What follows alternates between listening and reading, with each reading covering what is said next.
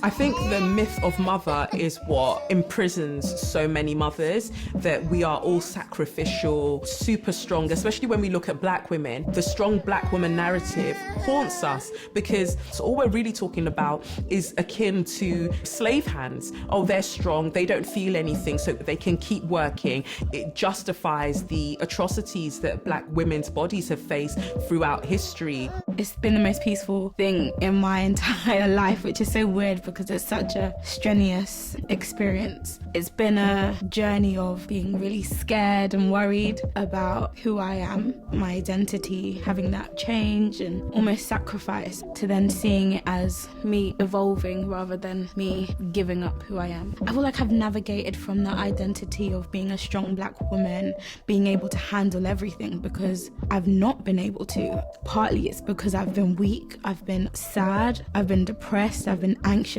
but I've been curious enough. And it's that curiosity, I believe, that's kept me going. Our parents see our children, they really overjoy. They do everything for you. All you have to do is just breastfeeding the baby. It's true. Because you have a lot of support. But in here, there's no support. Everyone is doing their own thing, you know. They told me she was blind. It was 1.5 years until I realised how much she can see. I'll never forget that day because I was holding her in my hands and a little black bird flew really low and her head literally followed it. And that's when I realised, oh my gosh, she can see so much more than I thought. Being a mother at that early age, people always say you miss out on your teenagers and things like that, but that wasn't a problem to me. It didn't really stop me from doing what I wanted to do. It's weird to say, but I feel like I've always been a mum. In a way, I've been a mum to my mother. My mum passed away when I was 10 and she suffered bowel cancer. And so there was a process where I was caring for her, and it feels like I've always had this level of responsibility. I just thought it would happen naturally. I didn't think I would become a mum at 40. I just thought it would happen, probably in my late 20s or mid 30s. My focus was always career.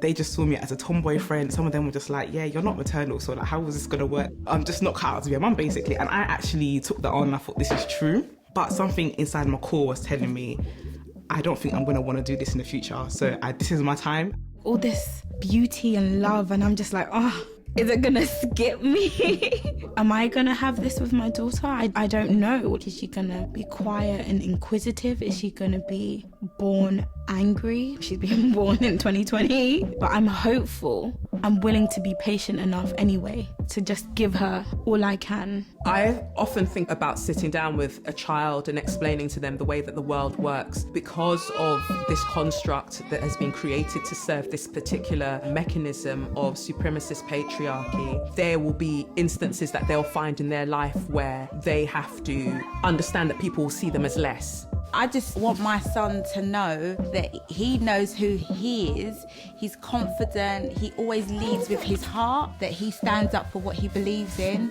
Like when I came out as well, like they just couldn't accept it. Their thing was, you're going to encourage your child to basically be a tomboy and be a lesbian, which is not right. She does everything what everybody else do. She doesn't get any special treatment, but she does get spoiled a little bit. I think the most annoying thing is when you've got a child who has learning difficulty or disability, is when you're walking on the street and people looking and they go, oh, that's sorry. There's no need for you to feel sorry for her because she's fine.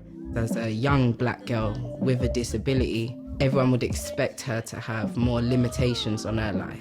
And I want to show her exactly why those external thoughts of what people have on her have absolutely no hold on where she wants to go. I don't try and make her become great at maths or great at science and that she does as good as all the other kids in the curriculum, but I said I just want to nurture her so the best characteristics in her can come up to the surface, allowing her to be who she is. And she is an absolute joy. I feel like young black girls always have to grow up in a way where we've got such back-breaking work to do from very young. And then you've just got to struggle through life helping your wider community because we are the strong black women and we are the leaders of the community in a certain way, and I don't want that for my daughter. And I think she's free because I don't tell her things like, oh, be a girl, like that. I don't tell her things like gender roles. Even that I taught her that, she reminds me sometimes.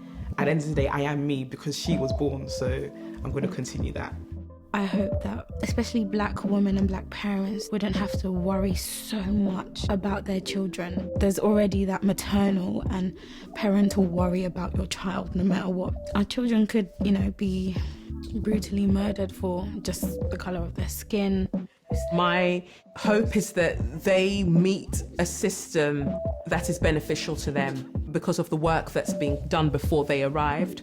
They go on to do such amazing things in terms of humanitarian things, creative, artistic things that right now we can't even comprehend. And the only way that they can do that is if all of the space and all of the possibilities are available to them. That's all I hope for, that they go on to do things far greater than what we could have ever imagined. Èmi aṣọpẹ́ o, wàá ṣọ̀pọ̀lọpọ̀ ọdún láyé o. Àmín. Wàá dàgbà, wàá ṣe oríire, wàá láyọ̀ o. Amen. Amen.